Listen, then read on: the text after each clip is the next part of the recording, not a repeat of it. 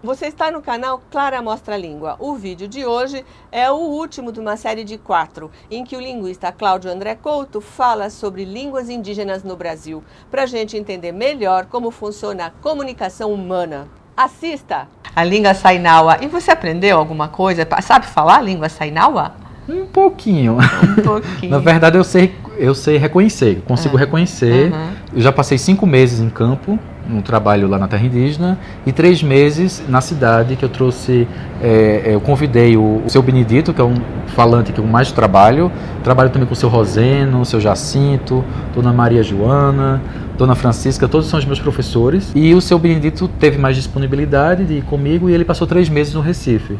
Então foi uma troca interessante, porque ele via coisas que ele não tinha conhecimento, assim como eu também via muitas coisas que eu não tinha conhecimento. Sem dúvida. Ele que é o cacique? Seu Benedito é o cacique, também é pajé. Pajé. E seu Roseno também é pajé. Então, os meus professores na língua não só me ensinaram muito da língua, como passaram para mim um pouco do conhecimento deles. Lógico, eles não passaram o conhecimento todo, né? Um conhecimento é imenso, mas assim, eles me informaram algumas coisas e que eu cresci não só como pesquisador, mas como gente também. Eu sou muito grato a eles, são pessoas assim maravilhosas. Fala uma frase aí em língua Sainawa. Ame ama no mesque. Eu gosto de estar aqui com você. Muito bacana.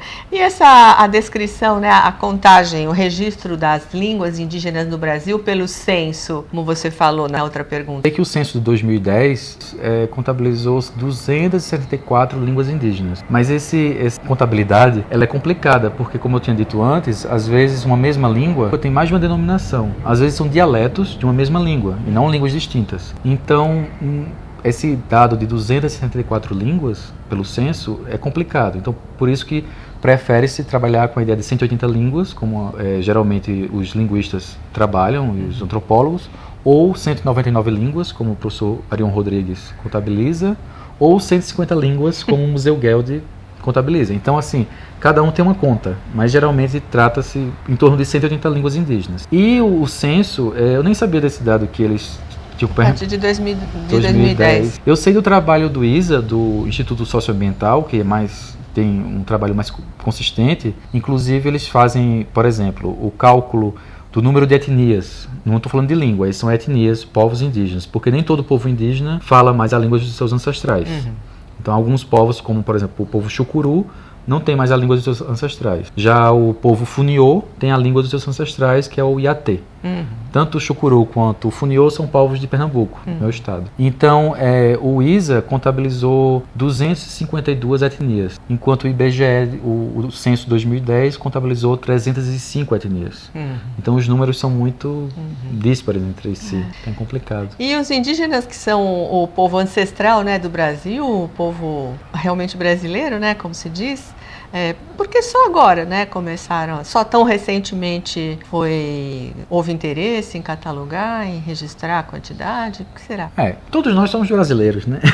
Somos brasileiros, mas todos somos misturados, né? Mas existe também muitas misturas entre os povos indígenas, existe muita comunicação entre as diferentes famílias, os diferentes povos. Então, assim, essa mistura parece que é inerente ao ser humano, de certa forma. Sem né? dúvida. No caso, esse desinteresse, realmente eu posso falar, por exemplo, sobre a academia. Na academia existe um desinteresse muito grande quando você vê o número muito limitado de universidades brasileiras que se dedicam ao estudo das línguas indígenas. Então você vê os alunos de letras se dedicando ao estudo do português, por exemplo, mas poucos se dedicando ao estudo das línguas indígenas brasileiras, quando na verdade a gente precisaria de muitos pesquisadores, porque são muitas línguas, muitas sem descrição, muitas sem nenhum registro de nada, e são línguas que estão morrendo. Então o Sainawa tem 7 falantes, outras têm 6, tem 1. O Mutina, por exemplo, uma língua da família Bororo, do tronco Macro-G, e ela foi uma língua que se extinguiu há pouco tempo. Tinha só um falante. Inclusive a professora Estela Teles que fez um trabalho sobre o Mutina. E depois eu e outros alunos da UFPE fizemos um estudo baseado nos dados que ela coletou.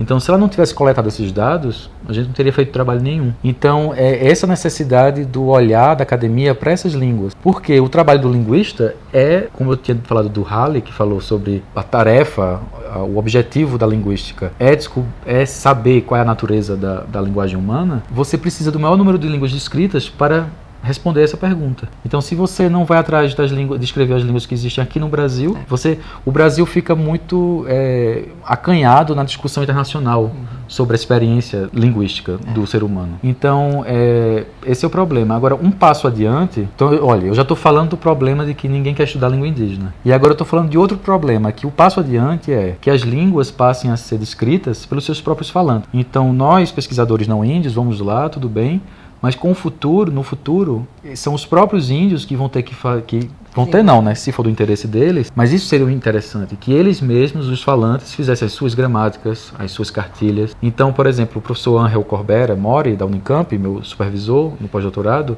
ele trabalha com meinaco. E hoje muitos meinacos já escrevem. Então, às vezes eles produzem, junto com o pesquisador, a escrita, para então ele fazer a análise daquele trabalho. Porque a língua não é escrita, a escrita é uma tecnologia. É algo que surgiu depois. É um artifício. É um artifício. Mas facilita por quê? Porque você tem registro para o resto da vida.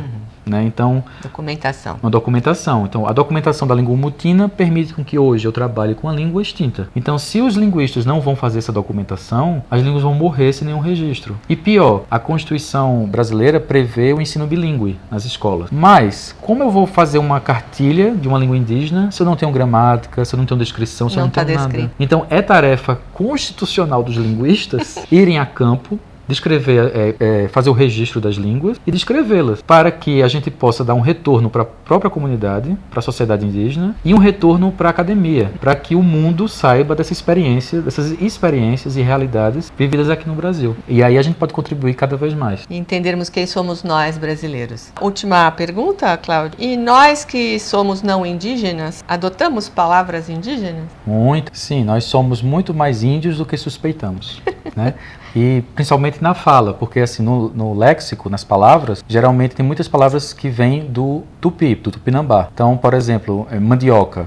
E até o francês tem manioc, vem da língua indígena. E que por que vem da língua indígena? Porque era uma realidade daqui, que era essa raiz era cultivada aqui e foi conhecida a partir do contato dos portugueses com os índios. Então, essas palavras, elas vão sendo adotadas, e até na toponímia, né, os nomes dos lugares, e a gente usa muito nome de origem tupi, do tupinambá. É daí que vem a nossa confusão com as línguas indígenas, a gente achar que todas as línguas indígenas são tupi e todas são uma língua só, que é o tupinambá. Porque a nossa experiência mais próxima de empréstimo de palavras das línguas indígenas vem do tupinambá, que foi essa língua geral, essa língua que serviu para se comunicar com os povos que habitavam a costa do Brasil. A dos bandeirantes, por exemplo? Sim, os bandeirantes usavam uma língua geral para adentrar os sertões e poder se comunicar. E essa língua tanto foi utilizada pelos bandeirantes na entrada dos sertões de São Paulo, Goiás e por aí vai, como também pelos portugueses e brasileiros quando entraram pelo norte, pelo rio Amazonas. Então, por exemplo, hoje ainda existe o Nhengatu, que é a língua geral amazônica, que ela é falada no estado do Amazonas. É uma língua da família Tupi-Guarani, do tronco Tupi, e é uma língua geral. Ela era uma língua que tinha um apanhado de várias línguas de origem Tupi-Guarani e era usada na comunicação com outros índios. Então, inclusive outras sociedades indígenas que não falavam língua Tupi